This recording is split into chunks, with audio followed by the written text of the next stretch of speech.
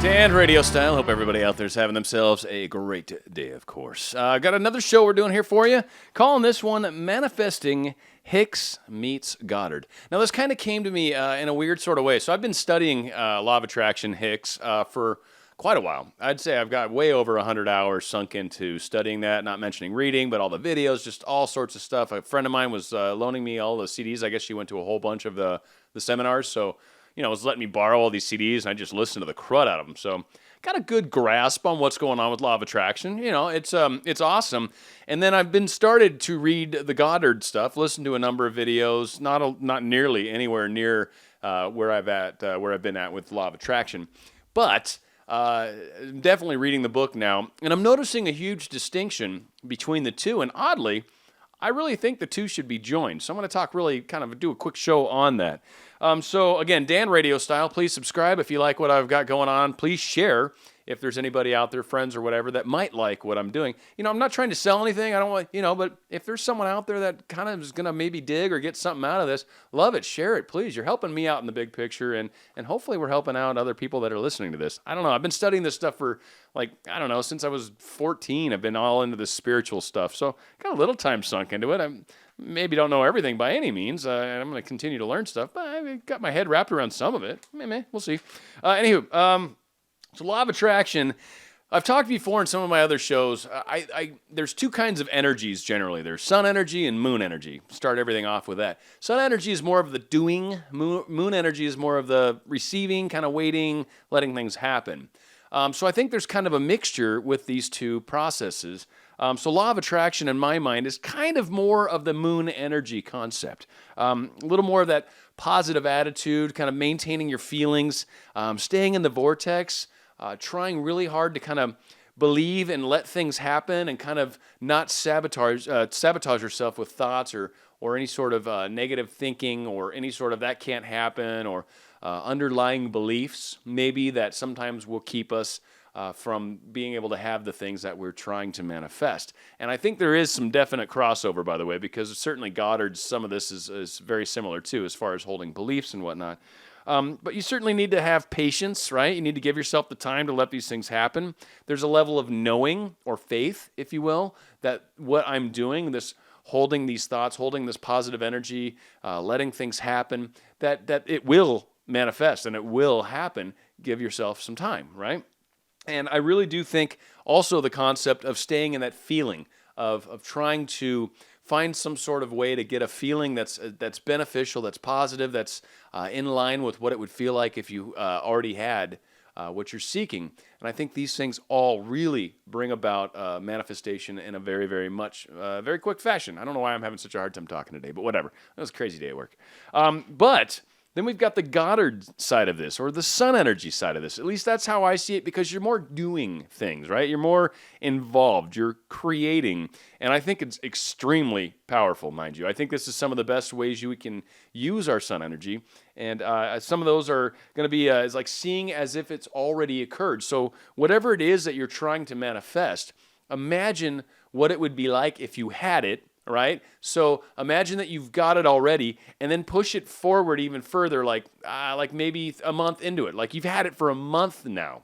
Then imagine that. That's where you're imagining. You're imagining from what is living in the end, as Anya says. Living in the end, having it already, being well into having it. And then you imagine it, right? So if it's money, you've already got money. What would you do if you had all the money you could want, or at least so much of it that you're not worried about money, that money's not an issue anymore? What are you doing? How is your life being lived? What is the experiences that you are having on a day-to-day basis? So to use a real stupid way to do it, but they draw a line in the sand, boom, you win the lottery. You've now got $500 million. All right, after taxes, you got now $250 million, $300 million, whatever the case is, right? So you got $300 million free and clear. What are you going to do now? Now what do you do? You just going to sit around the house and be like, I'm rich. This is great. Or do you do something that makes up your time, right? Because you're going to vacation, sure. You're going to maybe buy some stupid stuff, sure. You're going to go golfing a bunch, okay, sure. Then once you've done all that and you're bored, now what? What are you going to do to fill your time? As I've talked about, I'd probably do more of these YouTube type things, right? I'd be more involved in maybe my voiceover stuff and just pursue that because it's fun and I enjoy it. Those are the kinds of things. You want to make sure that you're living in the end, that you've got it already. And then on top of that, the key is trying to visualize it and using your five senses. And I used an example in my Manifestation 301, I think it was. The concept of if you're going to imagine a rose, you want to be able to smell that rose. So if you're trying to imagine your soulmate, what's that perfume or cologne that they're probably wearing? Or when you've got and they're in bed with you and you're cuddling with them and you're trying to manifest your home with your significant other, that's a great way because you want to manifest or visualize yourself sleeping in the bed within this new house. Imagine having your wife or husband's hair near you and that smell that you love so much, it just reminds you of them. That's what's in your nose while you're sleeping. Imagine it with all of the senses, the touch, the way you would wrap your arms around this individual, or maybe the way we wrap our legs around each other when we're in bed sometimes. These sorts of things are kind of the imagery that you want to have. You're in your new house and you're a month and a half into your new house. So you've got friends coming over. You're having parties at your house. Or you're trying to manifest this girlfriend, this fiance. Where are you now? You're kind of past the honeymoon phase. You're past date 10, right? You're well into the relationship. Now what are you doing? What is your experience together? How is it? That is the power of doing the Goddard approach to this. So where it gets really powerful is when you bring these two together. So you imagine all these things together, and then during the day, you let your thoughts stay positive. You stay focused on knowing that you're going to have it. You stay in that feeling of, my God, this is actually happening. I already know what's here. What and how am I going to feel when that soulmate of mine is in my life? And I'm just like, oh my God, I'm so in love. This is such an amazing feeling. These are where I think the two bridge together. So you do this sun energy, you imagine maybe at night before you go to bed, maybe in the morning after your meditation, wherever you can fit it in. Or as I've joked about, you're the guy that always the traffic light's red. Okay, you're at the traffic signal and you're trying to manifest the green one. Now, during the day, when you think about it and it pops up and you're like, oh, that traffic signal, it's not always red. It's going to be green tomorrow. Again, catch yourself using the law of attraction approaches to kind of get you through the day, to stay in the vortex, as they talk about, right?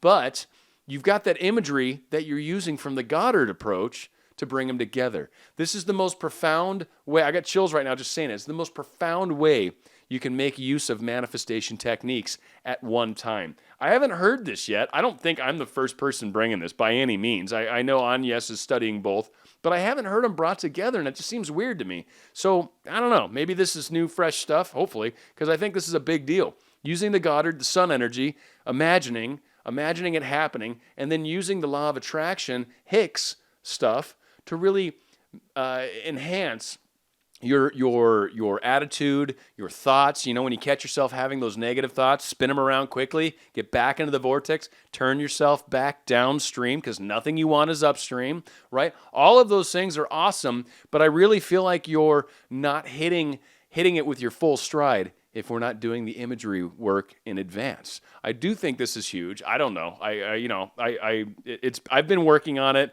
I'm getting really weird things popping into my life where I'm assuming this is going to come into play down the road, and I'll be like, okay, that's why this keeps happening. So it's weird. I'm having some very cool stuff, and I've really been doing the imagery stuff for 6 days now, maybe, every night before I go to bed. And then when I'm lying in the car, I take a little power naps at lunch, right, during work, and I'm kind of using it at that point too.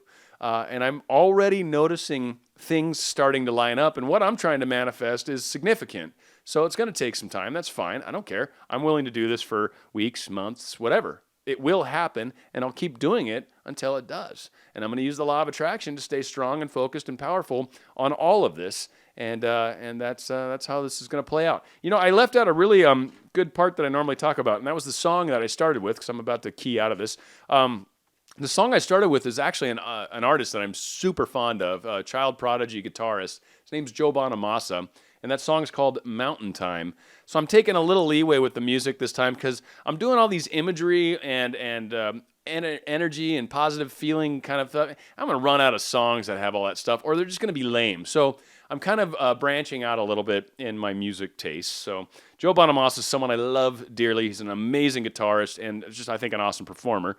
And that was off the his concert at the Royal Albert Hall. Great concert. I actually have the DVD right behind me. Great stuff. And we're going to be going out with Red Hot Chili Peppers, Under the Bridge, which the part that I'm playing, I think, is actually, if you listen to the words, kind of fits to what we're talking about. So again, the channel's Dan Radio Style. Appreciate everybody out there. Please subscribe. And if you have any questions, comments, or music recommendations, it's kind of the new thing I'm going to start throwing out there. Got some song that you'd like to see me work into it, go ahead and shoot that in the comments or email me at spiritradiodanstyle@gmail.com. Now, I used to work in radio, and if I did what everybody said when they called in, I'd be playing Freebird every frickin' hour. So I'm not necessarily going to always play what you're asking for, but you'll be surprised. A lot of the stuff will come into play. And that means you too, Damon. I don't know, I hadn't heard anything from you in a while, but you got some awesome music choices too. So bring those into play. I'd like to hear some of that, and maybe I'll incorporate one of your crazy songs, because you do have some great music that you're really into, and it's some of the more harder stuff, so I love it. Anyway, Dan Radio Style, thank you everybody for listening. I hope you enjoyed, and cruising out with the Red Hot Chilies, baby.